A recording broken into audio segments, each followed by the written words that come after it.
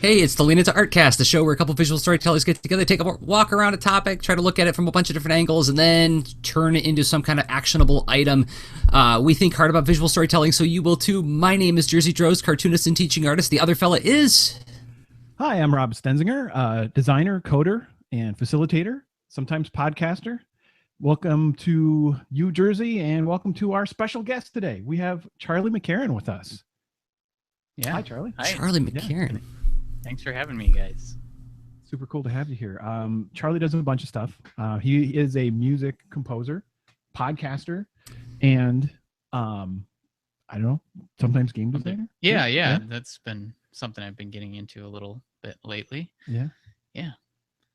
So, Composer Quest is my podcast that I've been doing for about 3.5 years, and it's been really fun. I interview composers, songwriters, music producers, sometimes music psychologists, and every episode is an interesting conversation. I often don't know where they're going to go, but that must be part of the fun, mm-hmm.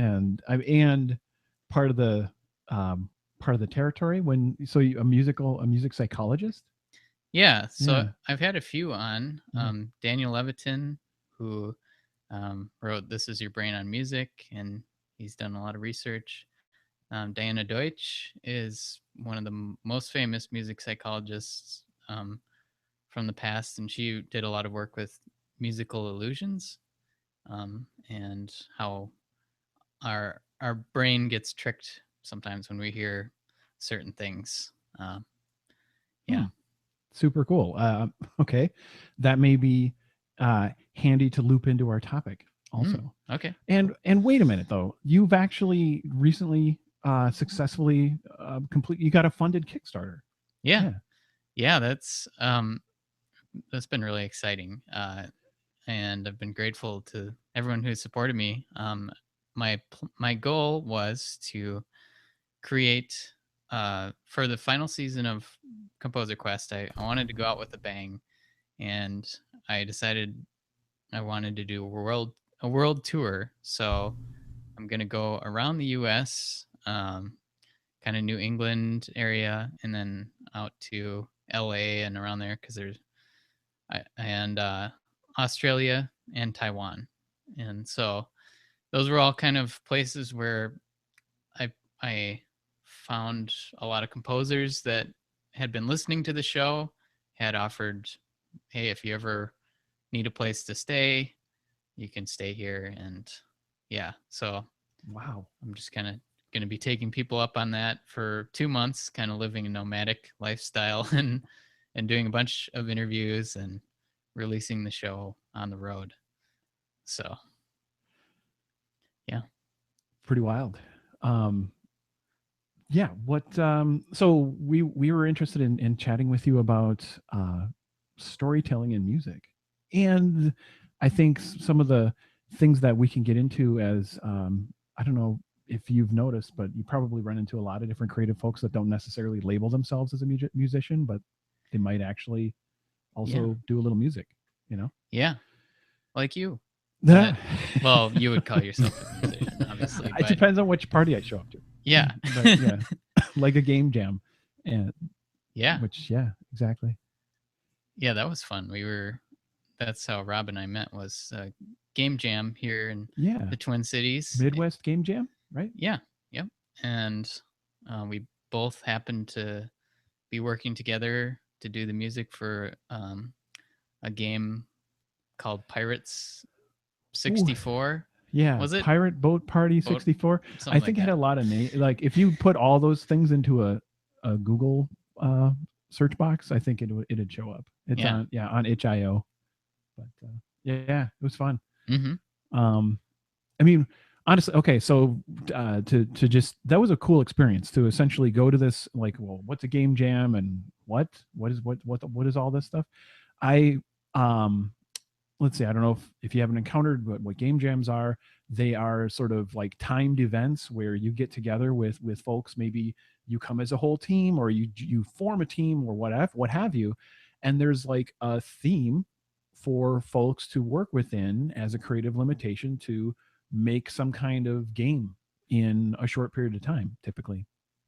And I go like, so when I registered, when I was filling out like what do I want on my badge, I didn't actually know what the effect of this was, but it turns out it's like, oh, this is how this changes what they put on your badge. I actually said musician, and I didn't say engineer or coder. Yeah. I don't know. That's a different story.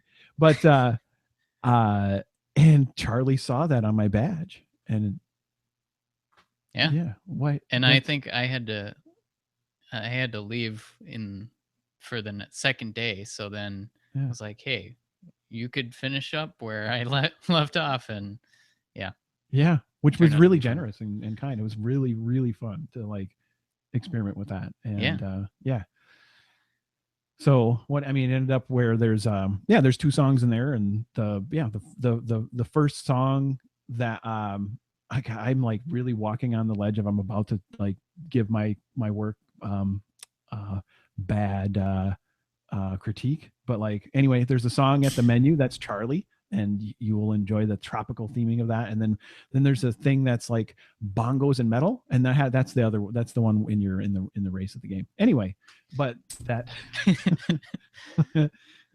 Anyway, it was fun. What a cool experiment. Mm-hmm. Yeah. I don't know. So like what you got to be careful what you put on your badge, because someone might call you out on it, and then you're off to a new adventure. Yeah, Jersey. What? So, what are you thinking about this topic?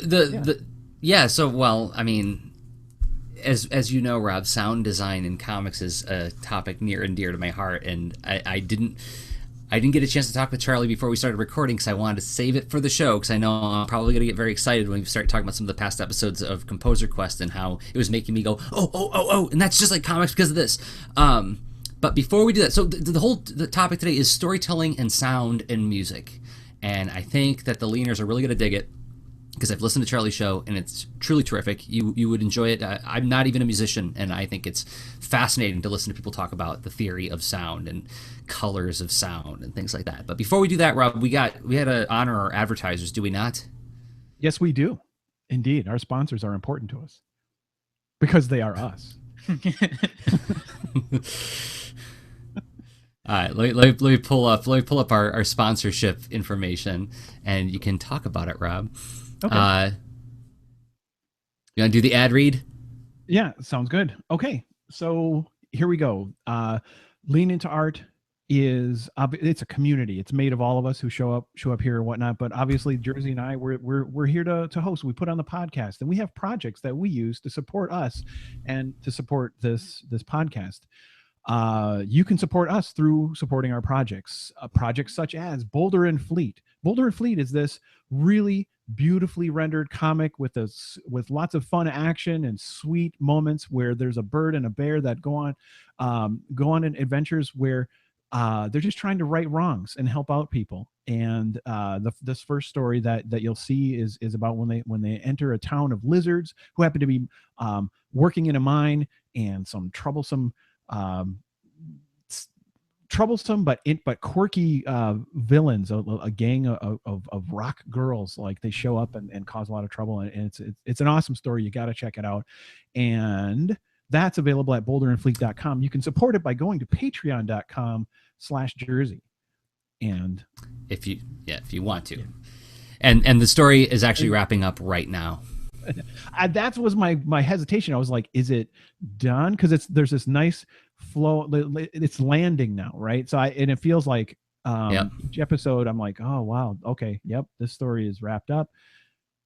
Okay, now what? There's at the time of this recording, there's 2 pages to go, and then I'm going to figure out what I'm going to do next. Okay, cool. So then you made a game, Rob. I did. So yeah, This Panda Needs You. It's a game where you have this cute little panda, and there's these blocks that are stacked up, and they happen to be wired up with physics, and this cloud comes along and knocks them down, and this panda needs you to help stack them back up the way they were. So it's like it's a mellow puzzle physics game, and it's meant for all ages.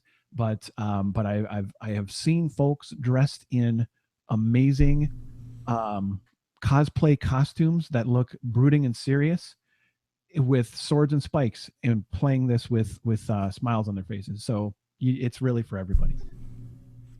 And that's at this-panda.com. You can get it for iOS, whether that's your iPhone or your iPad. And if you are tuning in, you're like, hey, you know what? I'm into the way you guys think about things. I'm not so much into the stuff that you make, but I just really enjoy tuning in to find out how you guys break down topics.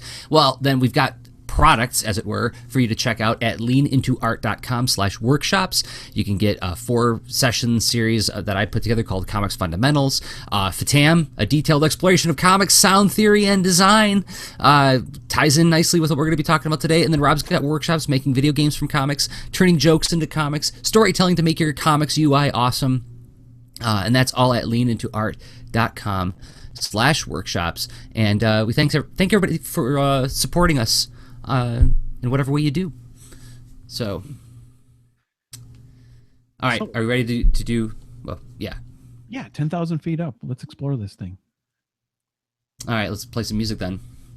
Let's go 10,000 feet up. Look at the topic in abstract. Look at it at a bunch of different angles. See if we can find some hidden dimensions and depths. And just think really hard about it for a little while. So, Rob, what are you thinking about when you think about sound design with music? Oftentimes too much guitar, but that's my bias. No, sound design and music. I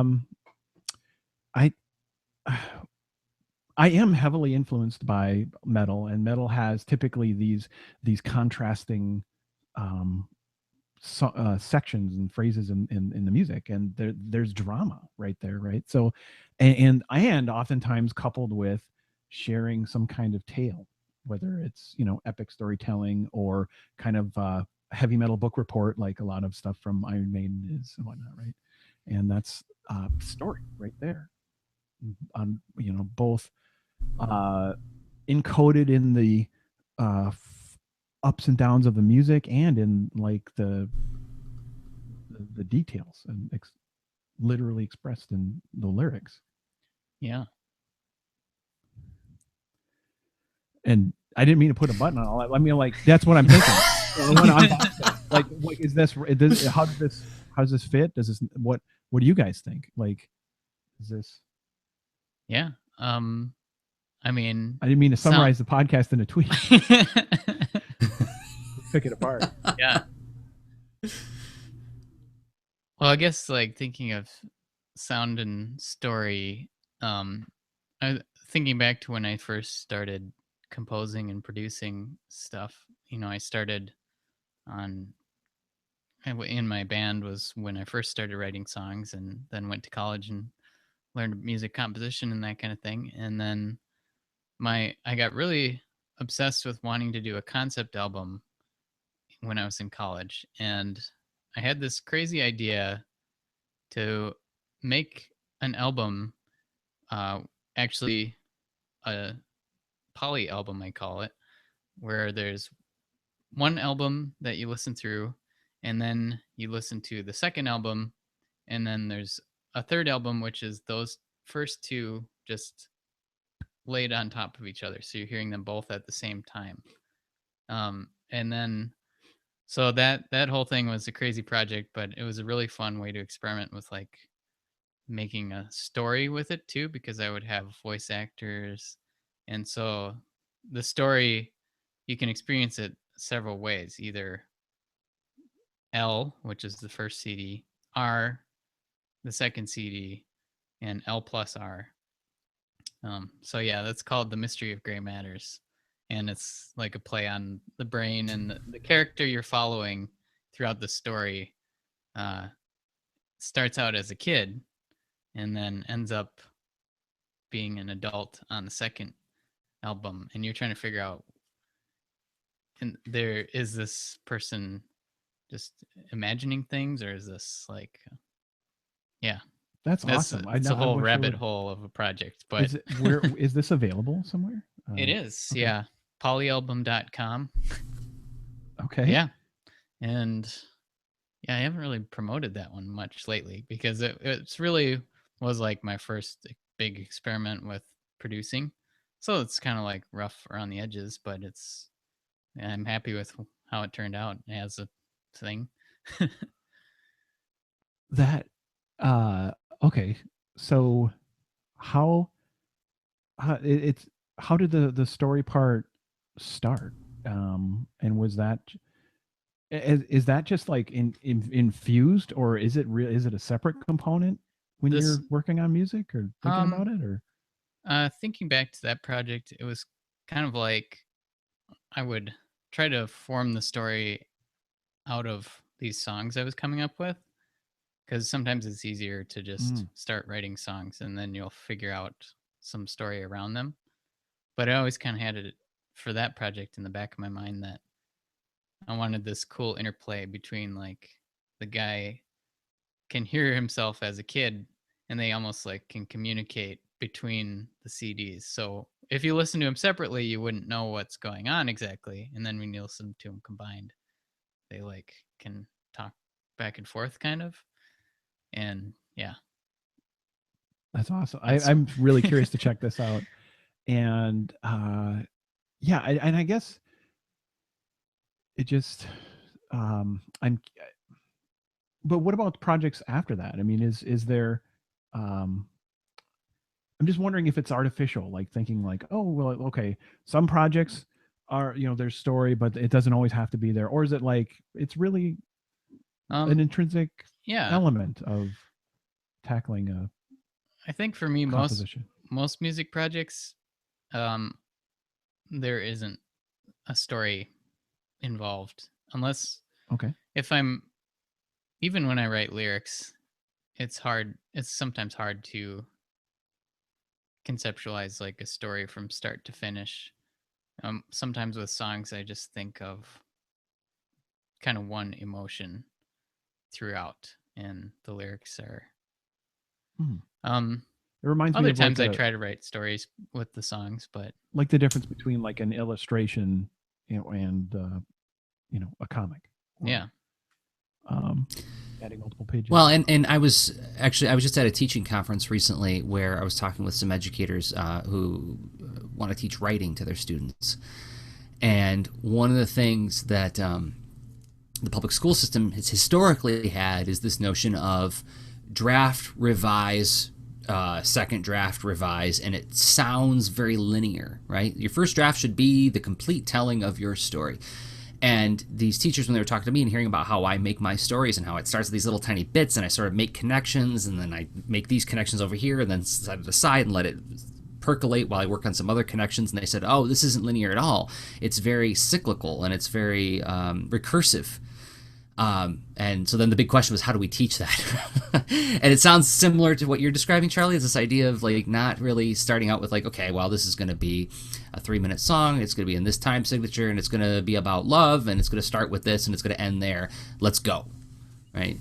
I'm Yeah. guessing it starts with like little gems of ideas that you start like spinning out from rather than connecting in a straight line. Does that sound? Yeah. Yeah, and I guess maybe I'm thinking when I hear story, I think of like specific plot or some narrative. Ah, But but if I think about it more like a journey, like yeah. hopefully every song I work on has some sort of progression from something to another. So I guess in that context, yeah, you I mean like every good piece of music has connections from one thing to the other that build on each other and yeah. Um I have to bring up a couple episodes back. You were talking with a hypnotherapist, actually, and yeah. this is the one I got really excited about because you started talking about things like synesthesia, and I think one of you, I can't remember which, if it was you or your guest, mentioned like the colors of sounds, right? And as a cartoonist, one of the things that I really rail on with my students and on this show, and I apologize to the leaders who've heard me go on to this a million times, but it's like when you're designing, you're capturing a world of the five senses, but with only one sense, visual, right? You're using visuals to capture a world of five senses, which means you have to represent sound visually, which presents an interesting challenge in that if you say, what's the sound of, dropping bag of like spilling a bag of rice on the floor, right? The rice all comes tumbling down and we hear it. Okay, well, how do you spell it? How do you design letter forms that capture the quality of the sound? And then the part where it gets really interesting for me is what color is that sound, right? Is it a high tinny sound? What color goes with high tinny sounds versus low bassy sounds, right?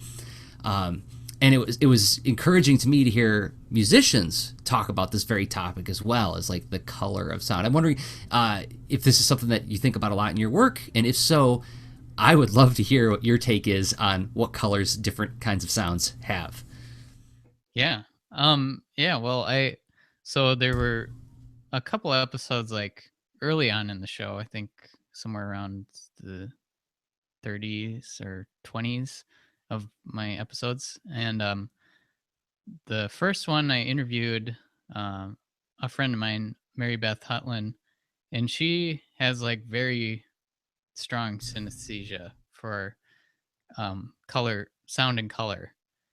And it was really interesting talking to her about how she's always known that. I mean, it's just like an innate thing. So she didn't really think about that colors are associated with sounds, and that like most people who have synesthesia don't find out about it till later because they think that's just the way the world is. But at some point they start to realize like, oh, this is no other people don't have this. So, but So can we describe yeah. synesthesia really quick? So Yeah. what's that sensation like? So yeah, synesthesia just means that your senses are crossed in some way or another. Some people have sound, when they hear a sound, they experience a color. Other people have like, if they hear a sound, they might experience a taste in their mouth, and any combination of senses. And there's yeah, so it's very strange thing, and in some ways I think it would be fun to have, but in other ways it doesn't really, that's just how they experience the world, so they wouldn't think about it differently. Mm-hmm. So it's this ever present stream of some sensation, like the rest of the senses, and it just happens to be coupled, but not having had any other experience, how would you know? That's wild. It must be like where does that discovery happen? Is it like in a hearing test or something, or no, I mean it's all mental. So you'd have to just from describing your experience with someone else, I guess. Oh sure, you would express it at some point. Yeah, someone would say, hey, what? Yeah, the one that is the weirdest is the sound to flavor, because I remember reading someone's post about that, and they, for different people's voices, they have different flavors, and some people it's like very extreme. So one person's voice could sound like chocolate, and then another person's voice could be like vomit flavored. So they that person said they try not to tell what their voice actually tastes like. It sounds bad. But that would limit your dating pool a bit. It would. Could be a helpful filter. So, can you send me an MP3 file? Oh, that's wild. Huh. But I am curious. I would love to hear Charlie's take on like it, not having synesthesia, but like, sure. As somebody who works with sound a lot, do you think about? I mean, we think about. I think I've heard you talk about sound temperature before, right? Do you also think about color and sound, or no? Well, yeah, I guess if I was going to associate like cool sounds and, well, I don't know, because people use warm to describe sounds that are like kind of round or soft, like not super high piercing. Those are called warm sounds, and I guess like a cold, like mids sound might be warm. Mids, like when there's not a lot of highs present. Yeah, you know, almost like speakers that don't have a lot of fidelity. Yeah, where you're like, it just Okay. They call that warm. I guess I've described it as warm, but I never thought of it in terms of temperature. Hmm. I don't know. There's like some really good things that there's like a list of all the words that people might use, audio engineers or whatever, a vocabulary for sound descriptions and what that actually relates to, usually with like frequencies and that kind of thing. I can't think of what that would be called off the top of my head, but I'm sure if someone wanted to Google, like, I don't know. It reminds me of, I mean, so it's like the lingo that someone who's an aficionado uses. Like, Yeah. like I've heard that from like beer and wine tasters.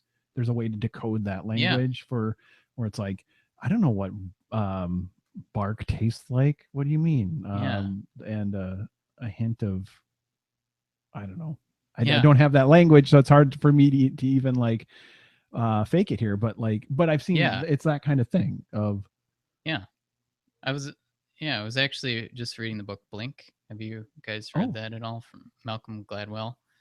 But it's all about like how your instinct, like people who, for example, wine tasters or food tasters, they can take a bite of something and they instinctively know like all the different ingredients that went into that just by like one bite. And then they'll say like how much salt, how much sugar, how much, I don't know, basil. And then, and I started thinking about that with like, when you train yourself musically to know music theory things, then that is kind of the experience you can have if you listen to a song. You can pick out like, that's this chord, that's using this instrument, and so on.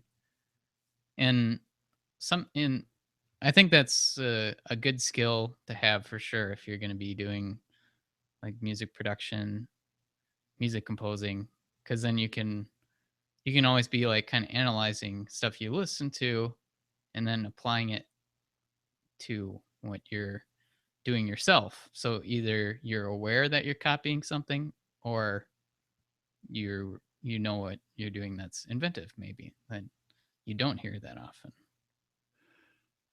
Yeah. Okay. So then I'm wondering how that relates. Should we explore that, what you were describing a bit more? I can hold off. I can hold on to this question. Well, because I'm this is just my selfish little thing. Yeah. Well, only because. Well, only because, like, in my line of work, this can tend to be rather arbitrary. Sometimes I'll be operating out of a gut instinct of, this is a windy sound, and windy sounds I think of like maybe like a very pale yellow, has a pale yellow quality to me, but then that doesn't match the rest of the composition of color, right? I've got like a whole composition going on with color on the page, and so like, okay, well, it's not going to be yellow, it's going to be something else that works with this composition. So all I was trying to get at for me personally was like getting a musician's point of view. Like if I were to say the sound of a bowling ball dropping onto concrete, what color would that sound be in your mind?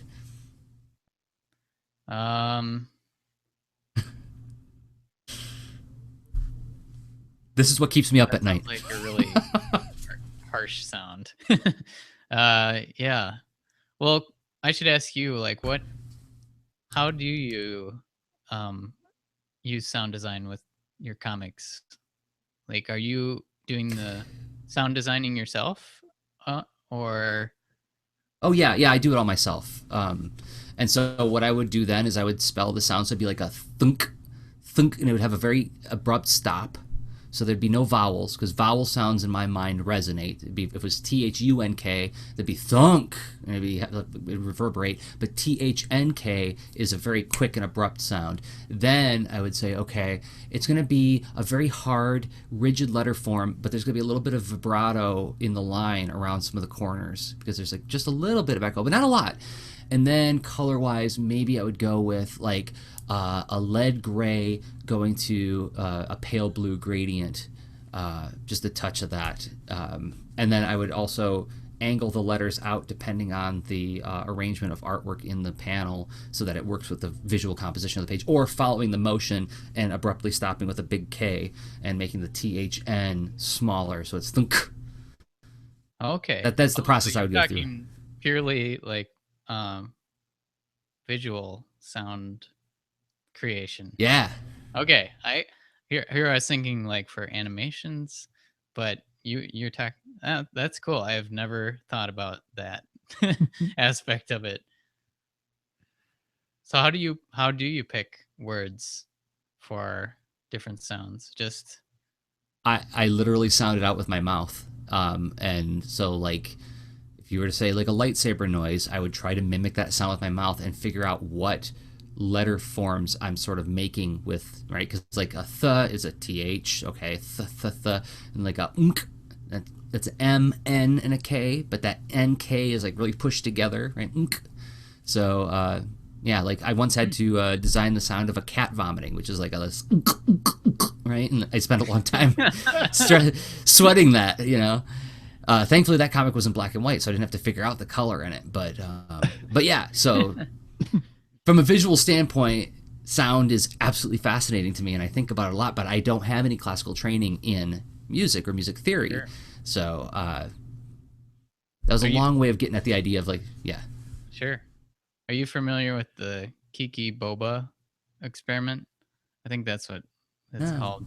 They like gave people of all backgrounds, they showed them images of like a star shape with sharp pointy edges and then a blob with round corners, and they asked which one's Kiki, which one's Boba, and it was like always they went Kiki is the sharp and Boba is the round Yeah. shape.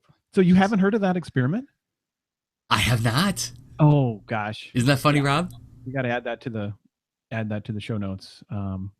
Yeah, I don't know which book I've encountered it in, but yeah, the Kiki Boba, yeah, which there are, I guess there's qualities that have some progression over time that you are able to somehow intuit, and Yeah. because we're always parsing patterns, right? Yeah. Kiki Boba, that's an awesome Yeah. example. I mean, that was wasn't it a worldwide study, like you said? Yeah. They tried Yeah. to do it with all different cultures and languages, and I think, yeah, just thinking sound wise, Kiki, that key is like the sharp high frequency, and Boba I think is pretty much lower, as we were talking about kind of warm sounds. Oh, sure. Like literally the sound wave The would sound the frequencies would be, so like if you're anything that's sibilant is really high frequencies, a lot of stuff going on up there, versus like Boba is, and I said that extra low, but you did. but even You if I just didn't, backed it up. Yeah. it would not have the Boba. sibilants and like the high Yeah. frequencies. Yeah. It's hard to say Kiki low. Kiki. Yeah. Kiki. Yeah. It's still sharp. Right. Yeah. It's still a sharp sound, yeah. So yeah, that sort of like the Venn diagram crossover of those kinds of ideas are pretty fascinating to me, because I feel like, okay, there's material there to mine for different storytelling ideas. And you see this even in fiction, like when like in like Tolkien stuff, when you look at things like the Silmarillion, and he starts talking about like the creators of the universe, and there's a character called Ulmo. Ulmo is the Lord of the Ocean, and he's very alone, and he's deep and brooding, and with a name like Ulmo, right? Ulmo, right? Yeah. It doesn't sound like a chipper person who you can have, you know, a casual, bright, cheery conversation with. Can I ask you about another episode that you did recently? Actually, it was your season finale.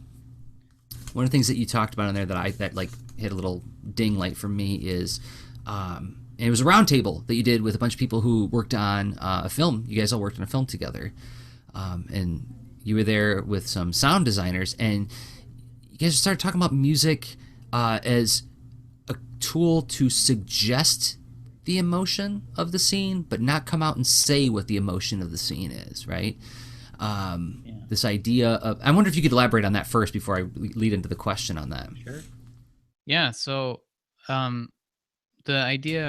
director of that film, Dave Ash, was really into this idea that music shouldn't, um, he really didn't want the music to hold your hand through the movie, meaning like in most situations the music does influence one way or another. Like, are you feeling sad about this, um, happy, nervous, whatever emotion that is. um, that's kind of usually how film score works, is signaling what emotion you should be feeling.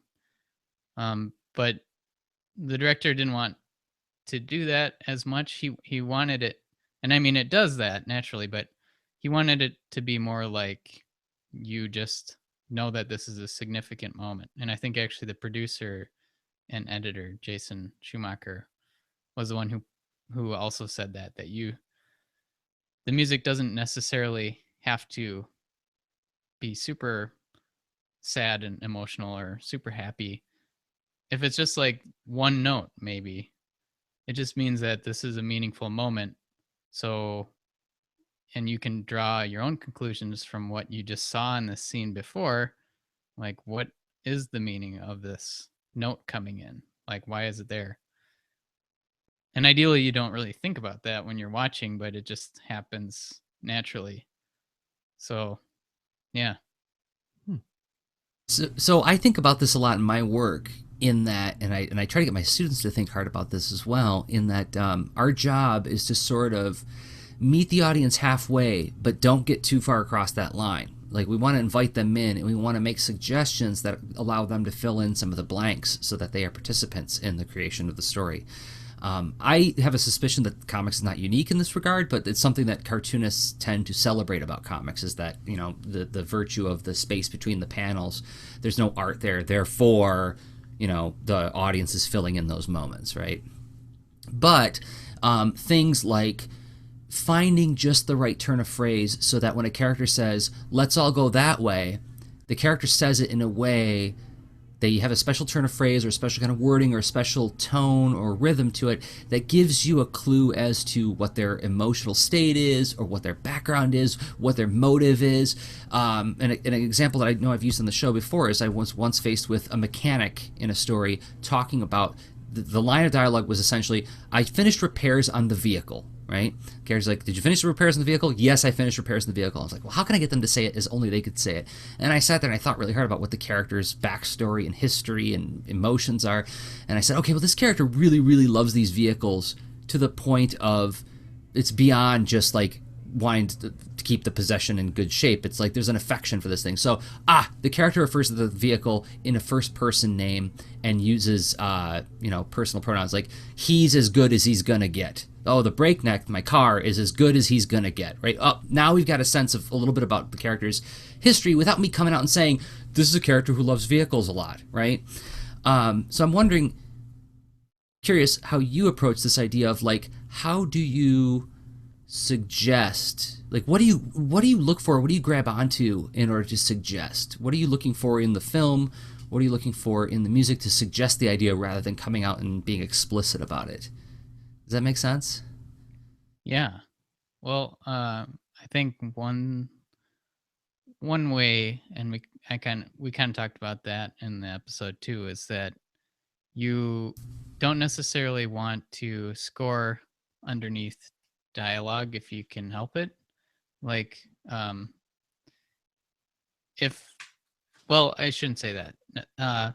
You shouldn't try to just have the music duplicate the emotion that is obvious from dialogue or something. So, like, if there's more subtext that's not coming across unless you have like an ominous tone underneath it, then that's when you do need that music. So, like, people could be having just a normal conversation how's the weather? Oh, it's okay. But really maybe that person is like, oh, it's okay, but I really hate my life or something, or I don't know. And then you'd have that some sort of Yeah. other There's an episode of The layer. Twilight Zone.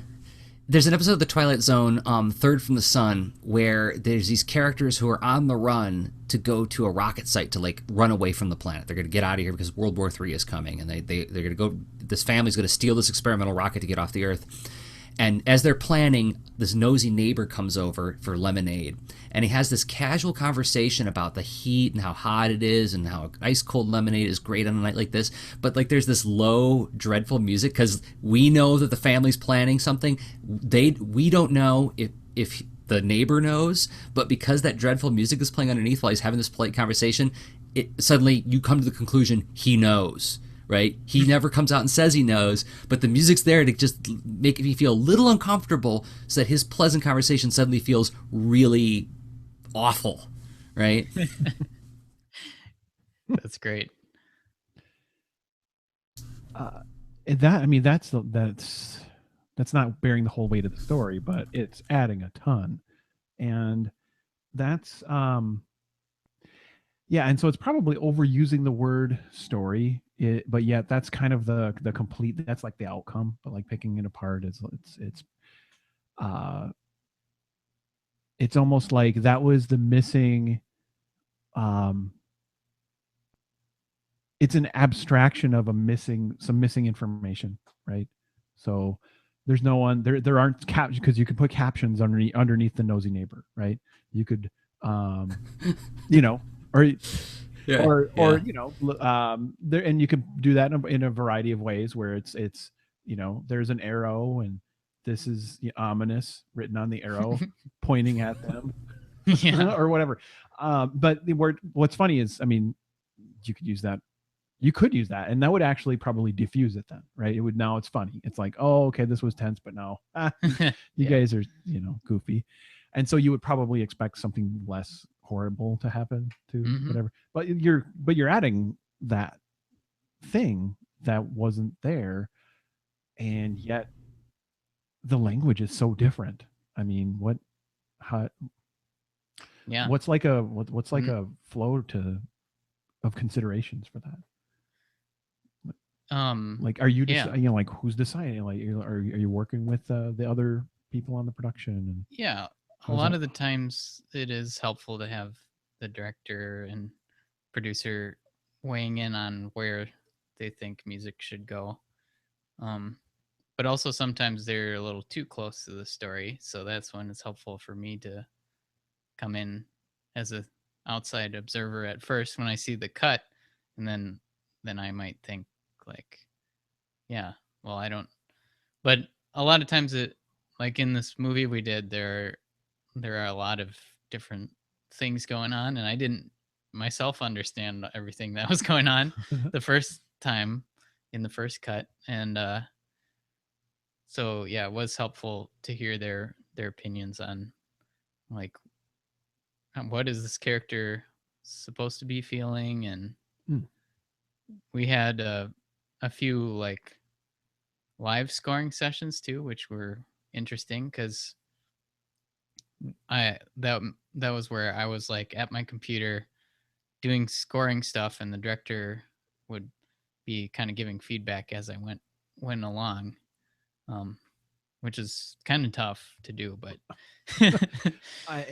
okay, had you seen it before? Yeah, okay. I had seen this scene, so it was more like doing like a revision on stuff. But that was nice because then once we got one scene done, the director could be like, hey, that's really cool. Actually, this would sound really good in this other scene. So that was really helpful for them to connect the dots of like similar scenes that could use the same emotion. And that's a really awesome example of that nonlinear process where, I mean, you're getting stuff out. You have an intent for it, but like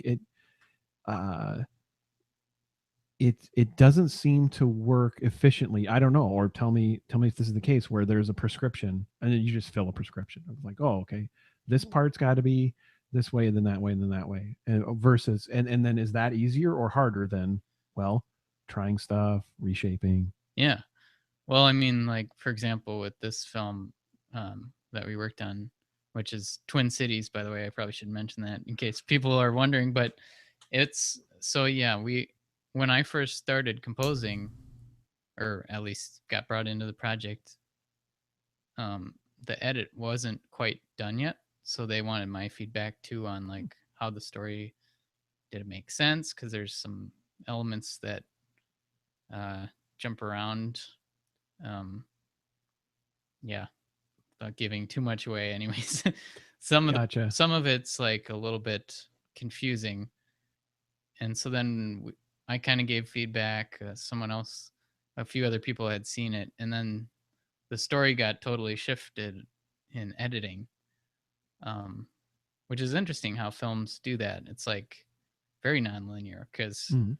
even if you go through the script one way and then you shoot it and things change a little bit after while you're shooting, and then once you have all this footage, the story could change actually quite a bit in the editing room, and then it's kind of fun to be in that process because then I can weigh in like, well, I think this scene would work well here if there was a little more room for the music on this transition, so then they could extend that or things like that.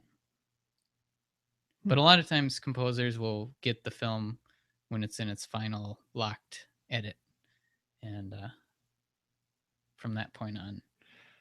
And I've heard that that's the case, but I haven't experienced it. And I've also heard that as far as like games too. It's like, well, okay, the game's finished a lot of times, and then it's time to layer music on. And I know we're kind of wandering around a bit, Jersey. Pull us back to the other the visual topics and all that. Yeah. No. But let's see. And with that disclaimer, I kind of lost that question. Like with games. Well, the process. I mean, why is music in the overall as an element of the bigger creative thing? Why is it sort of last? Yeah. That's a good question. I mean, I know there are some filmmakers like to edit to the music, but often that's just not feasible because the composer might have to hire an orchestra to play beforehand, and then they might find out later, oh wait, no, that isn't the right timing or whatever. So then that'd be an issue.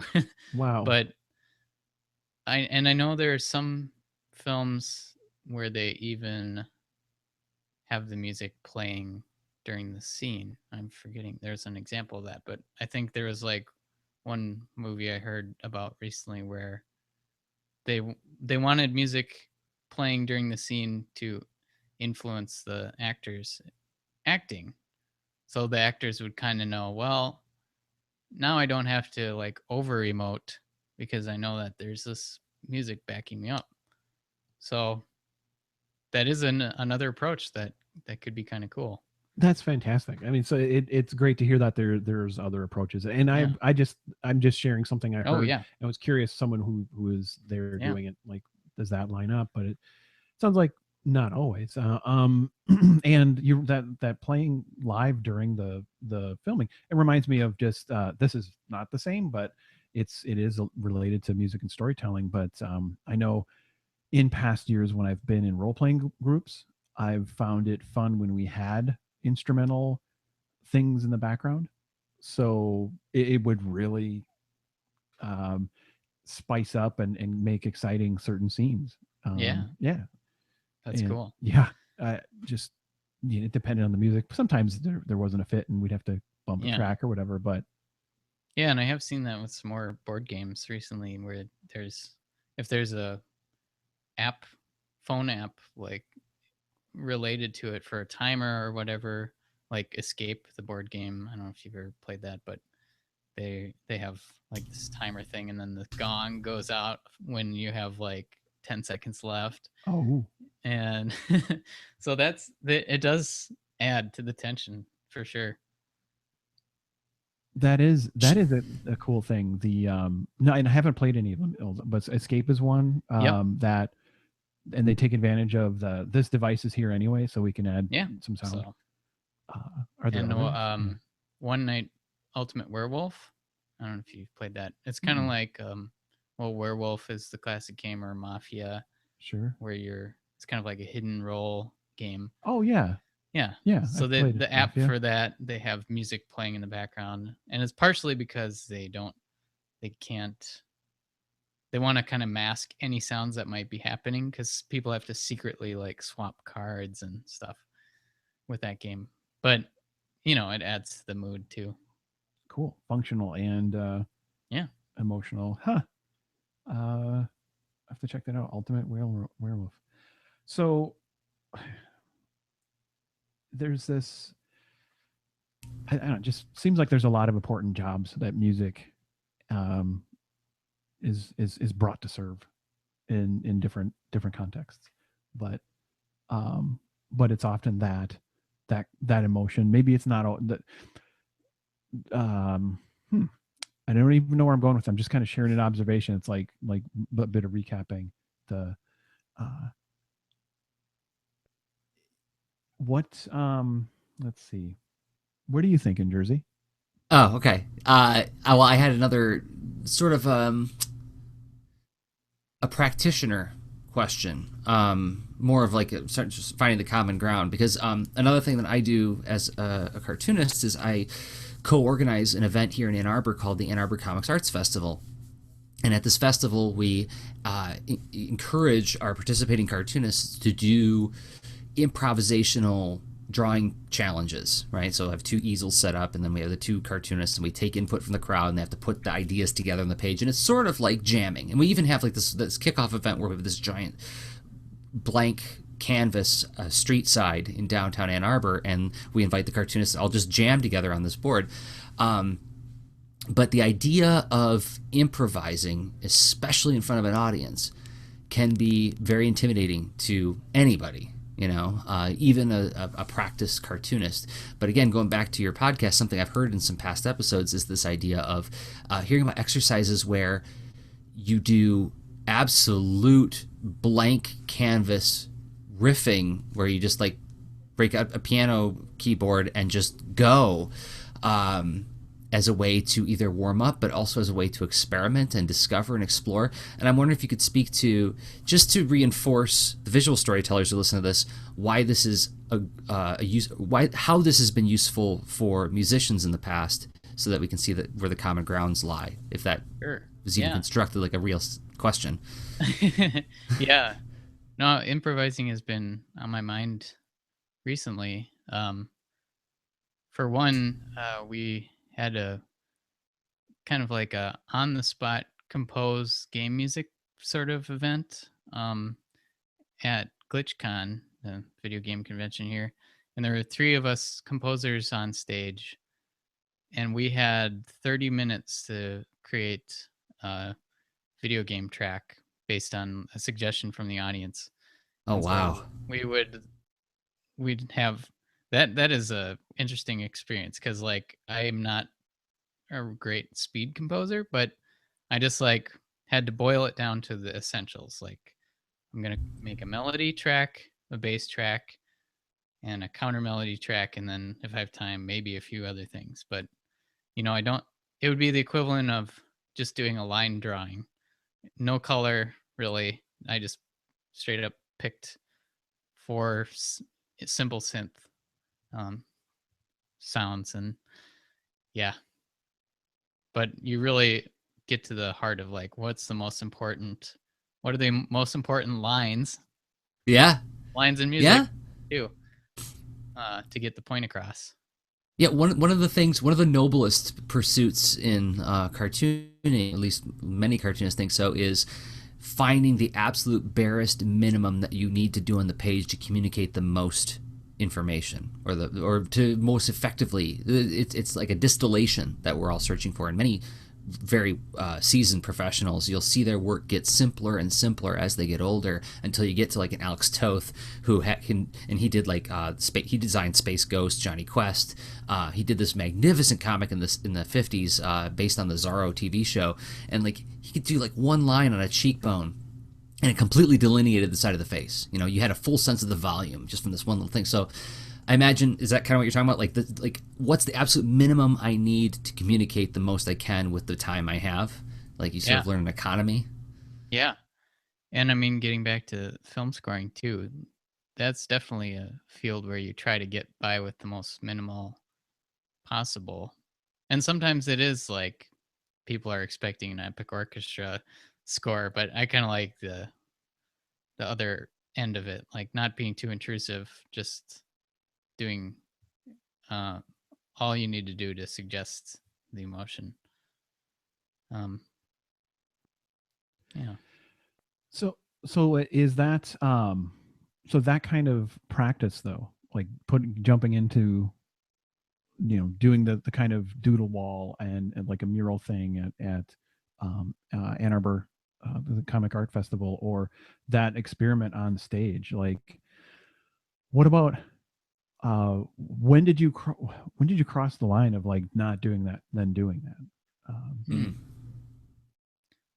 Well, you mean like trying to do Well, adding more improv, like how'd that happen? Because that could help. Maybe that journey could be useful for our other artists thinking about like.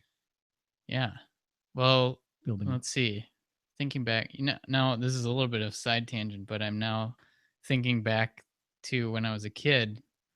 The one thing I wanted to be when I grew up was a cartoonist. What? Yeah. So I would just do hundreds and hundreds of doodles, like one page of like tons of tiny different versions of the same character or whatever. Chuck the Gopher was my county fair prize winning cartoon strip. Awesome. But so yeah, that's what I started with when I was a kid, and just like noodling around and just being creative that way. And I guess from then on, I just kind of like always was a noodler in all the creative stuff I did. So like playing around on guitar, I never learned to read guitar music, but I would just go by my ear learning songs and just had more fun usually, like just making up my own stuff. So the improvising there is like just on my own. Mm-hmm. But then probably the first time improvising in front of people is quite a bit different experience. And that I got into because I started an experimental trio in college that was like me using my laptop and a Wiimote to make sounds and a little toy keyboard.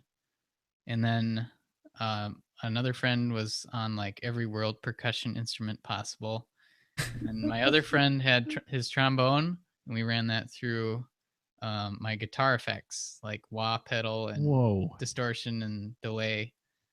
So that was like an excuse to just try improvising without any expectations, because it's just going to sound weird to most people anyways, but kind of fun because they're all fun sounds.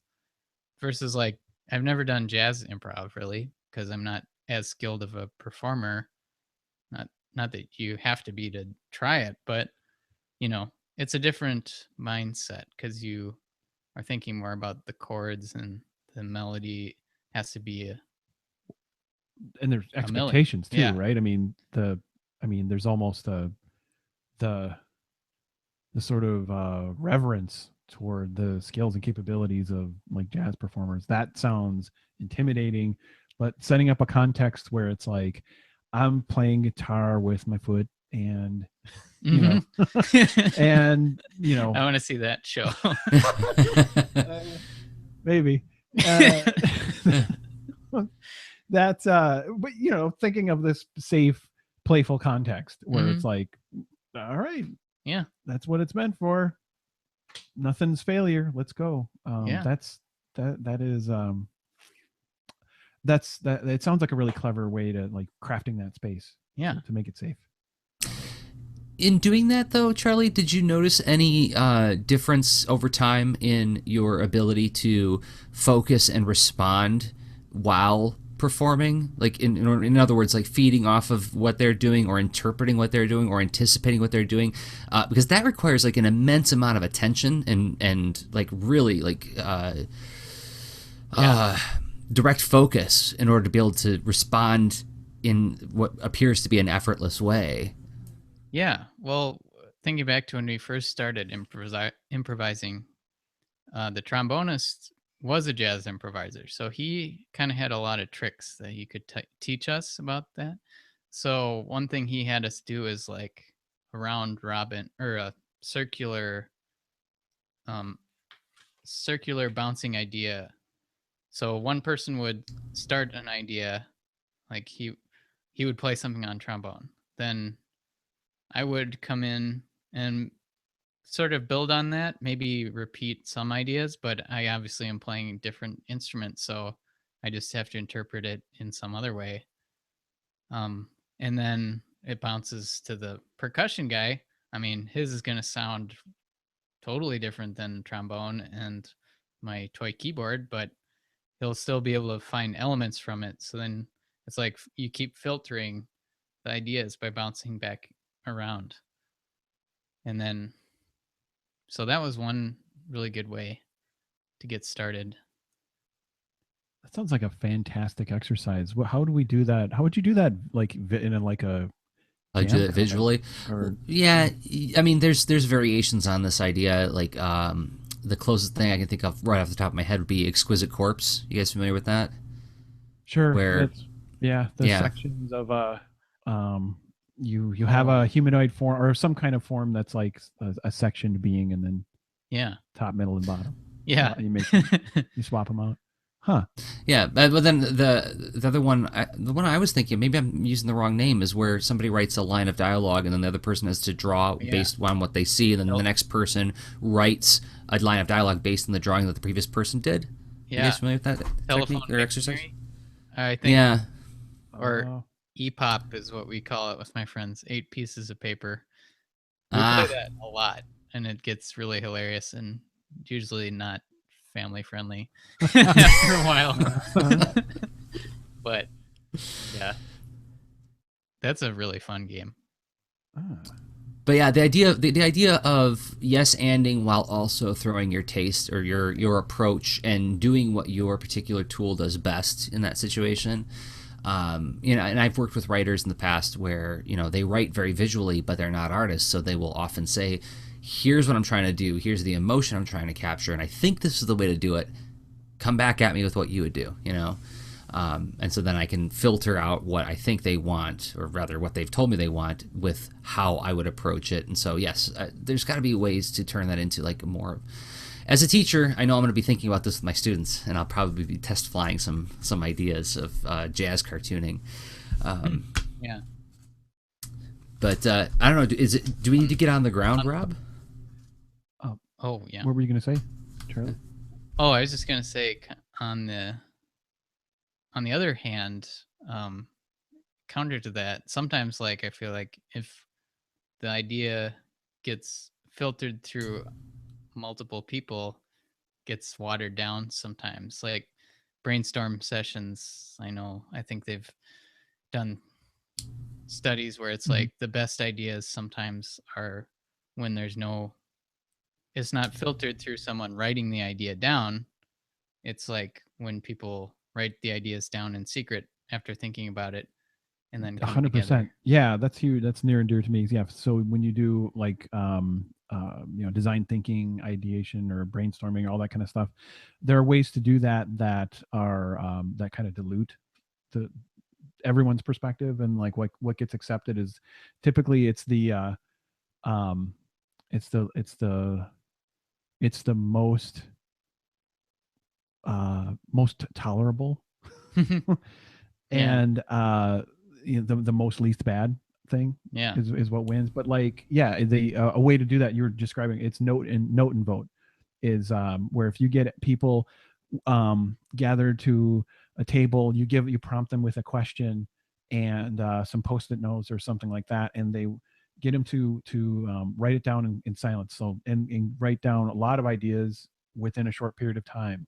They will be less precious and whatever, and you can try to get everyone mellow or happy or what, like have fun and try to make it safe where it's not like I'm a manager and you're not, so watch out, whatever. Try to, there's a variety of things to make it safe, but then after people are quietly writing down their ideas, which is huge, then putting them up, making sure there's some safe improv principles being observed. Yes, and I wish kind of things, as opposed to saying no, we can't, and all that. Keep it safe throughout, and then vote, and then I mean, even then, like what comes out of it is it's not a deterministic thing. It's a creative element that now you can test. And see if it's okay. And I kind of think like a lot of people get stuck themselves personally because they're doing that to themselves. They have the filter running constantly, like, oh, I don't think that's a great idea, I better not pursue it, and then it gets cut off before something good could come from it. So the untested if something is only tested with assumptions, with just one assumption testing another assumption, it's really hard to, and that's where I think it sounds like you're this is the what I'm offering as like not the tease for the next section, but like kind of a summarizing thought of what we just talked about was the process of improv. I bet would make you more comfortable with the at least coexisting with the voices in your head, and because you've noticed that it's okay, and it's you produced something, and now you can continue, and it didn't have to like win all the awards and be the next big thing in your career, but like I guess making it safer to create is always a good idea. I don't know, took a swing at that one, but well, no, and I wonder if Charlie could button it up with talk about like, you don't record everything you do you? No, I mean, sometimes I wish I always had a recorder going so I could remember. And I do record a lot of ideas, but I'm kind of like at a weird point where I feel like I could come up with any idea. So what is the meaning if I recorded everything? Like, which it's harder for me, and when I'm improvising too, I noticed this with my friend too. It's like, well, we could go on this long tangent, and these sound kind of cool, but I felt like maybe when we improvised before, because it was such a new experience to me, everything felt like sacred and like it had more meaning, even though like what we're doing now probably actually sounds better, but it's harder to classify what's what in it is the most meaningful. But that's my own personal journey right now. All right, you want to go on the ground, Rob? Yeah, let's go on the ground. All right, so what's the tease? Well, the tease is, I think we can take this in a lot of directions, but here's an option that so we have a lot of what we explore in Lean Into Art is sort of visual storytelling, right? And but yet even in what we've talked about so far, there's hybrids. There are creative projects that mix visuals and sound, and I'm wondering if we can explore that mix, both from thinking about when people are starting out, and also maybe reaching out and collaborating in that mix. All right, so that's what we'll talk about in 1 minute and 30 seconds. But before we do that, we got to talk about this thing we do called Patreon. And I'm going to play the music, and I'm going to talk about Patreon. What is Patreon? It's this thing where it's like a Kickstarter, where, you know, you can chip in like $1 a month, or, you know, more if you feel like it, and help make the show more sustainable, help pay for mine and Rob's time. Whoa. Gonna go for powered descent. That didn't work. I hit the wrong thing. Stop playing. Sorry, guys. I was actually trying to play our Patreon track. There we go. By your soundboard. Yeah, I'm breaking in a new soundboard. Yeah, okay, so Patreon is it's like a Kickstarter where you can do ongoing support for a project. You can help make the show more sustainable. And we want to thank 5 of our top supporters on Patreon this month, or this episode. And first we want to thank Deejusan at DeeJuusan on the Twitters. Fabulous cartoonist and in supporting us for a long time. We really appreciate it, D. We are LA Tech. Also, thank you to you. And the Twitter handle for them is We Are LA Tech. Spencer Hallam, still don't have a Twitter account for you, but thank you for your support. Thanks for making the show sustainable. Rachel Ross at NYCTERIS. Thank you, Rachel, for always being a Lean Into Art booster, and participating in the discussions that we have on the show from time to time. And then also Nick Bernstein, nicholasbernstein.com. Thanks to all 5 of you for making the show sustainable. And if you feel like that the show brings value to you, I think you can do right now to help make the show even better is going to patreon.com/leanintoart. And we thank everybody who does support us, and we thank you for considering supporting us. So with that, how do I get back to my Hangout? There we go. Okay, so ready to go on the ground, Rob? Yeah, I think we're ready to go on the ground. Yep. Okay. From Charlie, let's do this. All right. So I'll hit the music, and hey, it worked this time. Time to go on the ground. We thought really hard about the how stuff. Now let's think about we thought about the why stuff. Now let's think about the how stuff. How do we put this stuff in action? How do we, as Rob put it, talk about collaboration, and what else were we gonna cover in this section? I think there's a couple of angles. Like, what if you're going to unleash your musician into your project? Like, as your inner musician, you're gonna. Oh gosh, I'm sorry, guys. What if your soundboard is now a part of isn't character on your show? I don't know. Yeah, the soundboard is like, hey, we're talking about music. Let me help you out. All right. There we go. It is done. It is put away. Subtext to your talking. It's like that you're an evil genius with some. Oh. Excellent. And yeah, because honestly, that maybe that is the evil genius route, where you're like, this is all mine and my precious, or you're like, yeah, I just want to see what happens when I bounce these things off of someone else, whether it's a game or a film, whatever you're working on, all of a sudden bringing someone else in, or what if that person is just reacting to your visual storytelling from a sound designer's perspective, right? Anyway, there's all that. So solo versus and or with collaboration.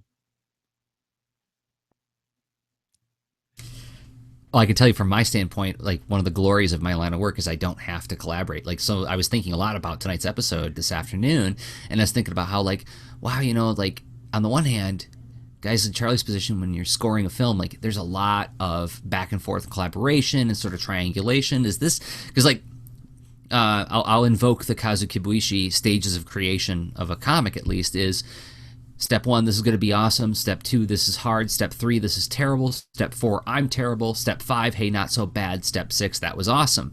And so, like, when you're at that part where you're like, this is terrible and I'm terrible, it gets kind of hard to triangulate, right? But when you're working with others, you get to triangulate. But then, on the other hand, it's like, but I don't want to have to check it with somebody else sometimes. Sometimes I just want to do it my way, So, I don't know. I'm of mixed mind on this. Yeah. So reacting to that also, but like, let's throw ourselves in the position of someone going to jump in. Like if you were going to do a video pitch for your comic, you may want to put a soundtrack there. So does it is that so is it is what do you think of the question and like, people starting out? Yeah. Is it like no don't pick that up? Well, Don't eat that. That's poison. well, I think I mean, naturally, I probably am inclined to work by myself because I'm kind of a perfectionist, and I just like having control over my projects. But So you would score your own game project? Yeah, if I was making my own game, I probably would. Yeah. If I had the coding skills. But yeah, I think over the years though, I have had fun like doing projects with other people, and especially well, like film scoring, writing music for games, things that already kind of exist in someone else's mind, and they can guide the story. That helps me just like spark some ideas musically. I'm trying to think other. So like through my podcast, we do a lot of composing quests, I call them, and that's been really fun because like we have one that's we had one that was called Conversations, and it was like one person would come up with. Well, now I'm mixing up projects, but well, I'll go back to one that was actually even before I had my podcast. I did this thing called Frankensong, and we only did it once, but it was really fun. And what happened was, I I put people into teams of like 4 or 5 songwriters, and then I gave them all a simple percussion track that was just like basically a metronome sort of thing, and I gave it to all the teams. And then it was kind of like a relay race. Like one person would add a layer of an instrument they played or maybe some lyrics, and then they pass it to the next person and they'd add a layer. Then they pass it on and add a layer. Then they pass it on and add a layer. And by the end, it was so interesting because all 5 teams had totally different sounding tracks, even though they started with the same basic rhythm. But yeah, that was a really fun way to collaborate. If I could ask a question about something you were just talking about a moment ago, when you said like if you are working with a game designer or a filmmaker who has like a really clear vision for what they want, and you get this gives you sort of some information or feedback to start working. I wonder if you could describe what that conversation sounds like when you're talking with a collaborative partner. Like, what questions are you asking? What information are you looking for in order to know where to begin with your part of the work? Yeah. Well, I think the main one as a musician is what's the mood and emotion that they're going for, because more than anything, that will help me figure out how to compose to it. I'd rather ask that than like, what instruments do you want? Because a lot of times people have it in their head like, oh, I really want ukulele, but there's a lot of ukulele songs, so maybe they just wanted something that's light in tone or mood. But sometimes their instrument choices help, because sometimes that's easier for them to say, well, I really like this. Or maybe they'd give me like a sample music track and say like, oh, I just like the sound of this piano or the mood, when they can't describe in musical terms, like, well, I really want it to be in minor key here, Right.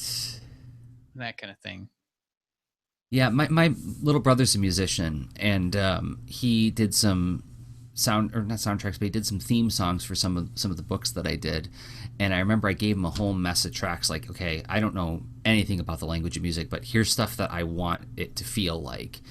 And he came back to me and says, "Oh yeah, you want everything to be up tempo and major key because it's all kids stuff. You know, it's like themes from kids shows." I'm like, "Oh well, I didn't know that, you know." But yes, essentially, if that's what if you say it is, then sure. So yeah, like, and as somebody who works with clients, I'm accustomed to having to bridge the gap sometimes of the language barrier, right? Like, so you have to, at least in my experience, ask leading questions. Who is this for? Who's the audience for this thing? What do you want them to feel? What do you want them to walk away with after encountering your thing? And how can I, and then I can start beginning to ask myself some questions about what tools do I have to achieve that, right? Whereas if somebody came up to me and they said, well, we want it to be done with a Windsor Series 7 sable brush to ink it with, well, that's pretty prescriptive, and it doesn't necessarily address the real problem. And I know Rob's got opinions on this as somebody who does a lot of design, user-centric design. I mean, yeah, both of you guys are describing this very natural conversation, trying to unearth qualities, get criteria that can shape your creative process.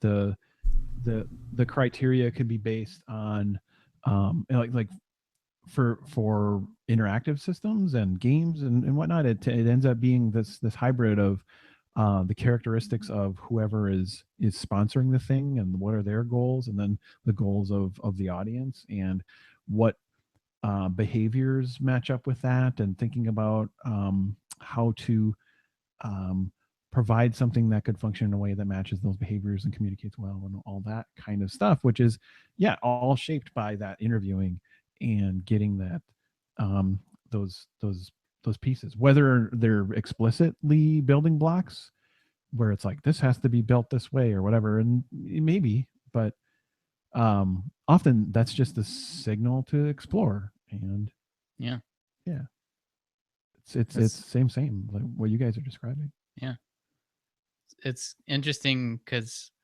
when you guys are talking about, like, you want to know who the audience is, I don't actually think about that now when I'm doing music for films or whatever, because I guess I maybe should in some cases, but in general, like, people are so versed in like what sounds and what styles evoke what feelings. Like, at least within America, we have all grown up watching the same movie styles in general, like Hollywood style, or and obviously, like, people have their own niche interests in music, but it's kind of a common language.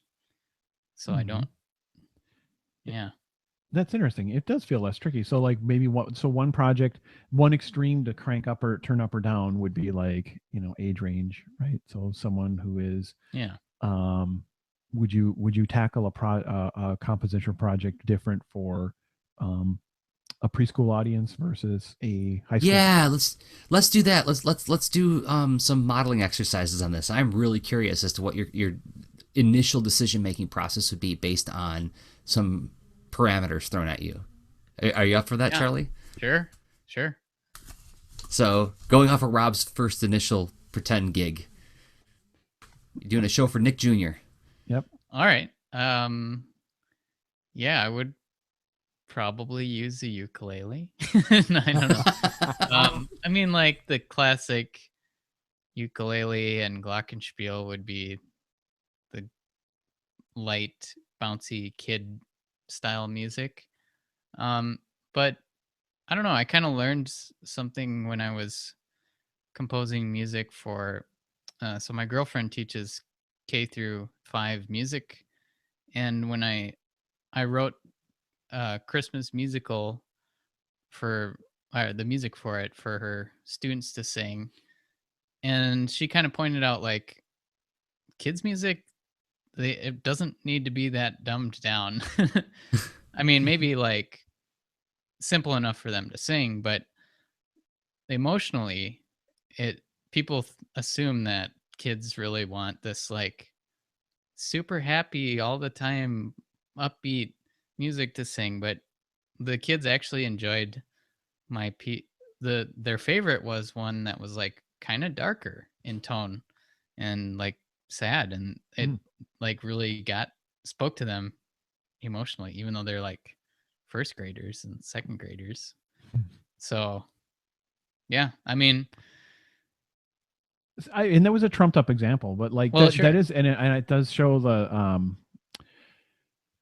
yeah, there's just a lot of layers where we do have some common assumptions, and but even as you're describing that, I can think of so I have young kids, and the kind of things that we watch and whatnot there, that yeah, there's, to me it's almost like maybe there's a blend of they're trying to appeal to the kids and the adults, and there's like the kind of instruments, like I don't know, the themes, like one for a specific example would be the theme song for like Team Umizoomi and what's the other one, Paw Patrol.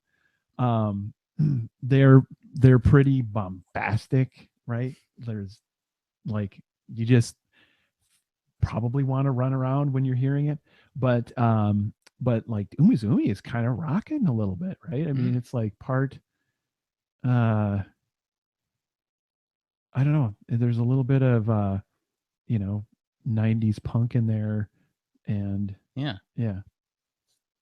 I remember, well, this is going off on maybe too much of a tangent, but I just remember like the music I listened to as a kid that I really liked was instrumental stuff, because I think when you're a kid, like lyrics from, at least from like stuff you'd hear on the radio, was kind of meaningless to me as a kid, and I'd rather just listen to cool sounds than like an adult singing about their problems, or I don't know what I thought about when I was younger as a kid about radio music, but I remember thinking like it the weirder the sounds, the more it like let me be imaginative as a kid and like envision alien worlds or something like that with sci-fi soundtracks and that kind of thing. So I mean, really, so maybe music doesn't run into this problem as much, and also I think we're probably culturally learning a bit that there is more common ground in what we provide, as far as you know. I mean, there's definitely some room for developmentally appropriate things, but music probably doesn't encounter that, other than like you know, maybe adult problems in pop songs. And then, but it is a like across cultures very different in certain ways. Like, just, I mean, people can appreciate the music of other cultures, but there's a lot more nuance, I think, with like Indian music, for example. It's totally different scale system. I mean, they're basically the same notes, but they think about it in a very different way. So okay, so now if I'm funding, I'm a friend doing sort of a Bollywood-esque, you know, video for my school project, and no, let's see, maybe I'm no, okay, fixing my scenario. So it's not a school project, but that's just part of how I create things, and which is why I have a client who's hired me to make a Bollywood style like commercial for their auto dealership, and I need help with the music. Well, don't look at me.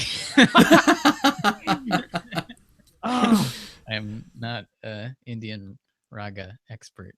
Okay. But I don't know. Yeah. Okay. I maybe went. But there you go. There's a culture. No. Okay. So okay.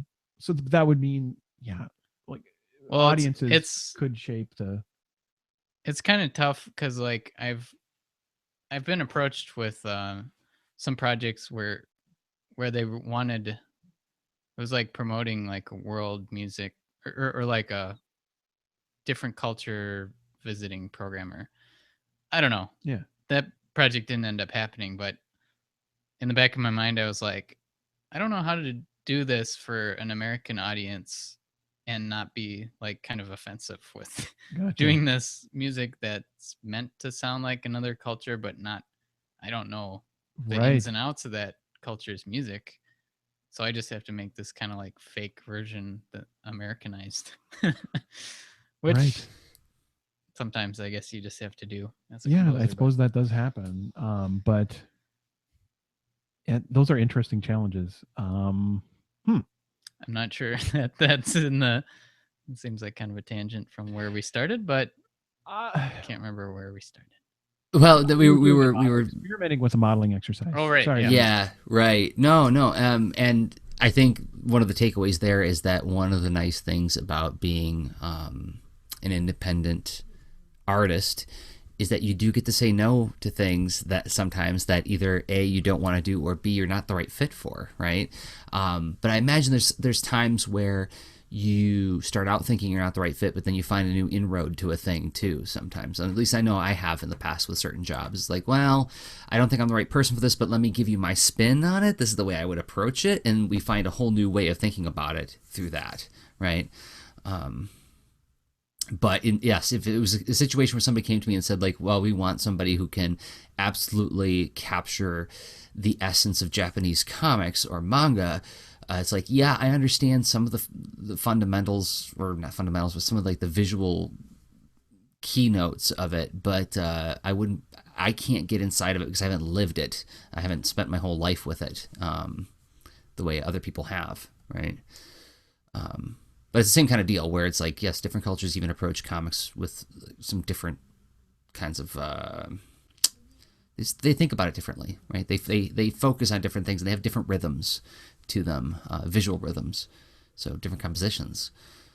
So there's a matchmaking aspect of the collaboration, right? So there's a fit. Sometimes some things you may find a fit, some things you won't. It's good to be aware of that. There's not always. It's not like a guaranteed match. Good to be aware of that.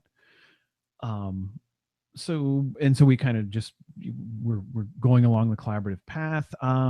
Let's see, what would be what would be a good way to dip your toes into those waters? We might have covered some of this already, but like, let's say, I'm still looking for someone for my Bollywood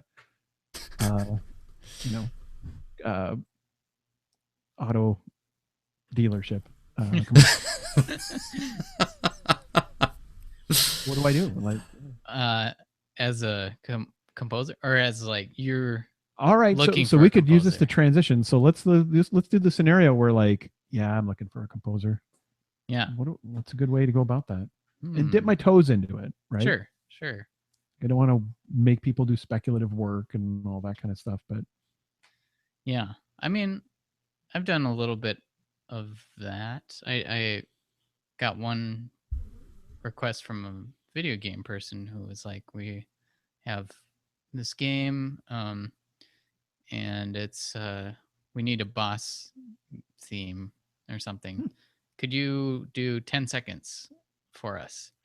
Oh. And I was like, well, 10 seconds, that's not very much, but for in video game terms, I mean, you can do a lot with that kind.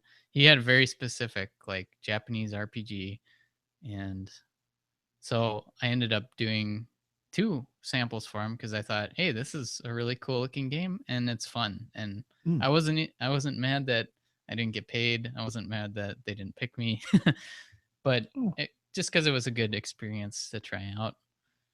And 10 seconds of music isn't that bad. But yeah, that can be tough too, because like well, for that one, they didn't pick me because, or they said like they liked the composition, but I didn't have the right sounds, and that goes to like the very specific requests from people of like wanting it to sound exactly like they have a Japanese particular RPG. Yeah, right. So, but yeah, I'm thinking if like people are looking for composers for their projects, it would just be like reaching out to people who I mean, if they're just starting out but they have promising work, it could be that this project really could be when they have a turning point, like, and they start to really develop their skills for you during this project. But if you want to approach it more safely, I mean, just listen to as much of their music as you can and try to gauge, even if they can't do Bollywood car commercials, if they have a variety of other styles they've done, they probably are pretty good at like morphing into different styles.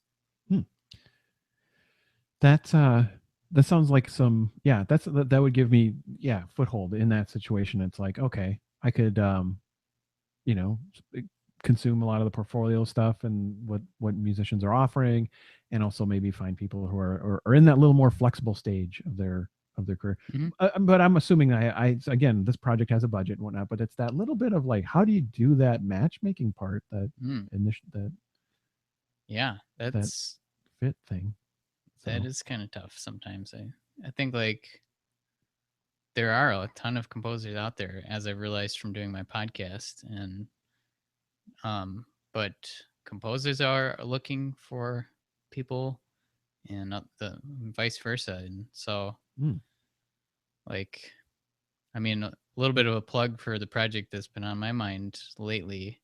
We're doing a film score fest here in Minnesota, where we actually paired up composers and filmmakers randomly. They both signed up, and then we matchmake them, pair them up, and they do short films and original scores, and then we're going to have a live orchestra playing the scores at the screening.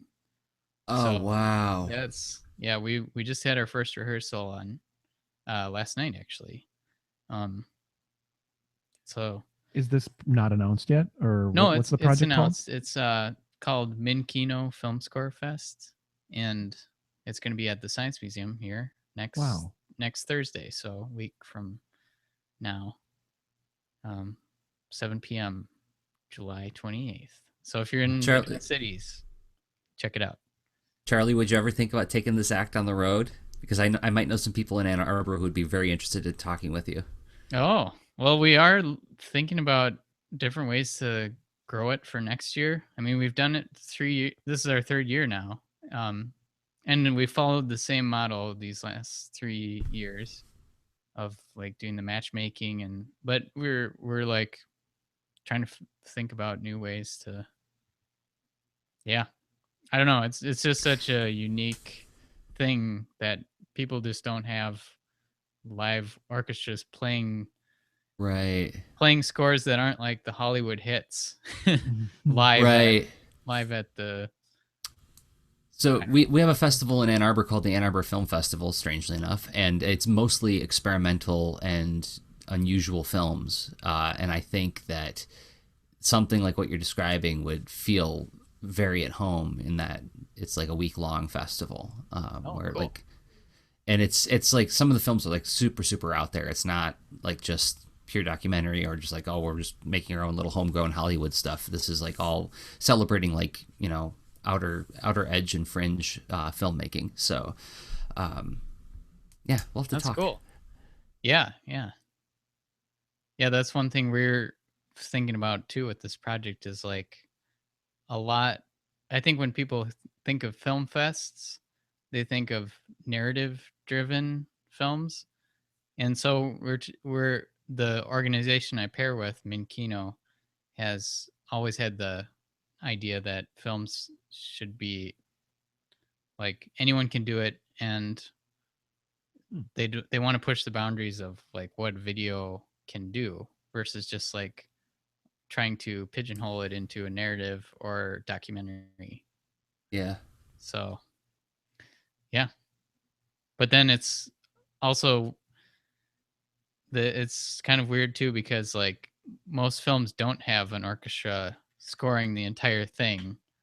So it's like you want to feature the music, but like we were talking about earlier, sometimes the music works better if it's subtle.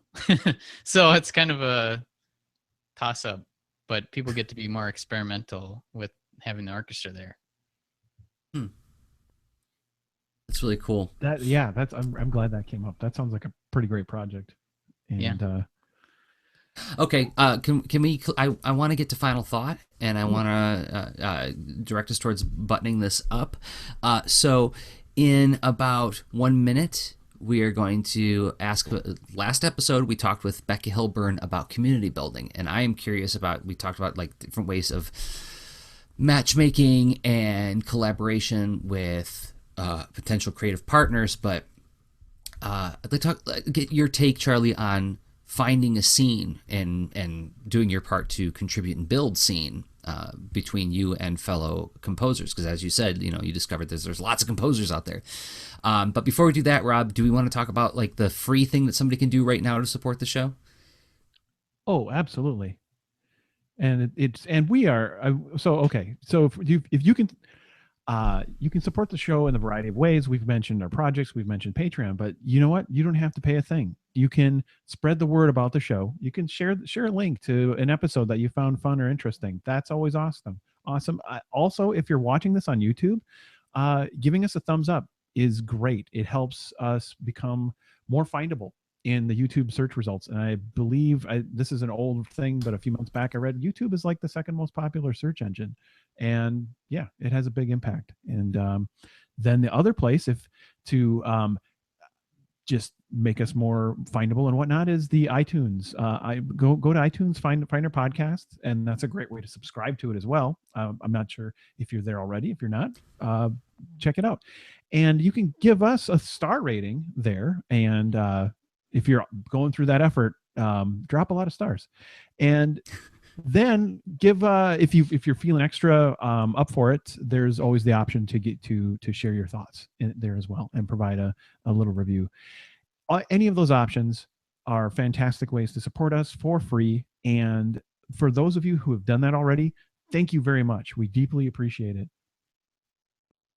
Okay, so yes, thank you everybody who has given us ratings and spread the word about the show. It means a lot to us. So, Charlie, I'm wondering if you could close us out with thoughts on finding your scene, finding your peers, finding the people who are struggling with the same stuff that you're struggling with, both online and in your area. Like, how did you do it? Well, for me, it was starting a podcast because then it gave me an excuse to interview a lot of people. Yeah. And meet new people. And I mean, the thing that really sealed the deal in like helping me meet people and start to create community was doing the challenges, like I mentioned, the quests, and involving the listeners and getting them to come to events and like meet other people that way was helpful. And it just kind of like, if people are working towards a common challenge, then they have something to come together and talk about. And like in the music world, it's the one thing that composers really need to do is meet other musicians who can play their music if they're classical style composers. So that was a big thing that I tried to with these quests. Like I'd find a musician group that was willing to play all new compositions and then get the composers to write for them. And a lot of times that's like they had never met before. And so that was good. And other ways to build community, I mean, like people who are maybe more shy in person. I don't know if you guys have thoughts on that too, but it is nice that the internet exists now because you can create a community. Like I've participated in this thing called Spin Tunes, which is a songwriting community where it's kind of like a low stress, but yet there's still a competition going on. So they'll have these like every so often challenges where everyone writes a song and records it, and then they come together and listen to all the songs, and there's judges and everything too. But that's a good way to just like make deadlines for yourself and feel like you're going somewhere. Hmm. So, Yeah. Sounds like And a you're lot of also benefits. you're socializing in a way where you're also doing the thing that you're most comfortable doing. Like going up and talking to strangers isn't the most easy thing for everybody to do, but if you are in a room full of strangers and you're all trying to make something together and like ship something, it gives you a conversation point, and it also helps lessen the risk of having to talk to other people because you're sort of you got your pitch reel in the thing that you made, right? Those are great. Yeah, I mean, so what I heard is like, yeah, joining an existing community that has some reason to, practice and share. That's really great, because even the competition aspect of it, you're still connecting with other people. Yeah. And yeah, And I guess thinking about it like on a personal level, just try to be open to everybody you meet, because you never know like what how they could help you or you could help them. And especially I've learned that like being in the film community here, that community has to be together because you can't make a movie without a sound person, actors, lighting person, and like everybody from many disciplines comes together for that community. So they have to be kind of tight knit versus like the music community. You could just do it on your own in your basement and yeah. then thinking about, well, who's going to listen? That's the other step, is like involving the audience as yeah. That's a tricky one. Yeah, the technology is there though, right? I mean, I've seen musicians use things like Google Hangouts, what we're doing now, to do live performances, and then there's also local venues as well, right? I think, and then even in comics, there's a thing called ComfyCon, which is a comic convention where all the artists stay at home and just stream live. So it's a way to participate in a comic convention without having to leave your home, right? So I should capture that for the show notes as well. But okay, did we walk around this one, guys? I think we did. Yeah. Before we sign off, is there anything that you're working on that you want us to what you want to remind our audience about, or Sure. Well, kind of on this topic. So since I'm going to be going on this tour in September and October, I wanted to continue the tradition of giving listeners challenges. And so I think since this is like going to be the final season of Composer Quest, I wanted to do a bunch of challenges. So I haven't officially announced it yet, but I guess now I am. I'm going to do Composer Quest Olympics. So what that's going to be, we're not sure yet exactly, but I'm going to have like a bunch of different events that people can sign up for. That would be like relay race, similar to what I was talking about earlier with that Franken-song thing, where people would pass ideas from one person to the next. So wow, if anyone awesome. has ideas for like an Olympic themed composing challenge, let me know. But yeah, so if you want to participate, people can sign up for my email list at composerquest.com, and that'd be the best way to stay posted about that. And we will link to it in the show notes. Cool. Wow, thanks for sharing that. Yeah. I know we have some leaners who are musicians out there. So yes, we do. Yeah. So which they need to go subscribe to Composer Quest. Yeah. So okay. All right, cool. Well, thank you so much, Charlie, for being a part of this discussion. This was great. And everybody, like, again, go subscribe to composerquest.com.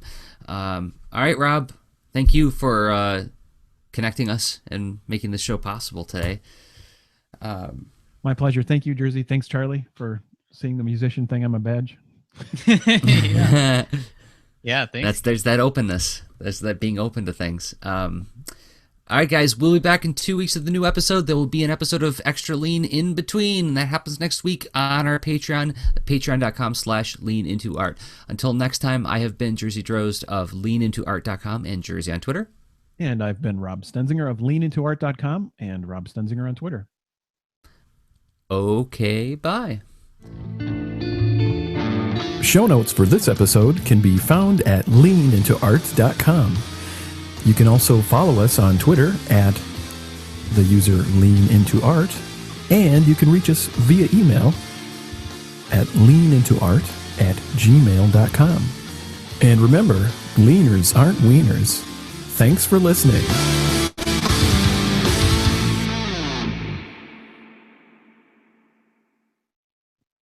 Okay, I'm going to kill the stream, everybody. Thanks for hanging out with us. Yes, thank you. Good night.